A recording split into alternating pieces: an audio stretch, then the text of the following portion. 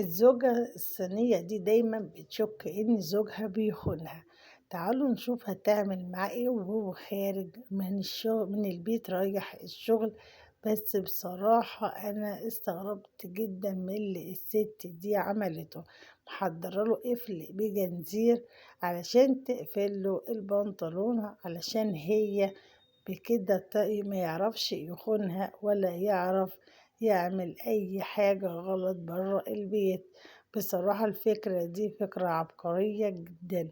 بس يا ترى الزوج هيعمل ايه؟ تابعوا الفيديو للآخر، ولو عجبكم الفيديو حطوا لايك كتير للفيديو واشتراك للقناة، كمان فعلوا الجرس على الكل علشان يوصل لكم كل الإشعارات الجديدة.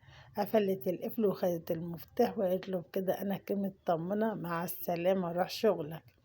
تعالوا نشوف بقى الزوج لما رجع من الشغل البنطلون مقلوب، يعني معنى كده اللي هو قلع البنطلون برضه، والقفل ما منعوش ان هو يخونها، لكن هي ما خدتش بالها غير من القفل، ما شافتش البنطلون اللي هو مقلوب. بس هتاخد بالها بعد ما يعدي وهتستغرب هو قلب البنطلون ازاي وانا قافله القفل.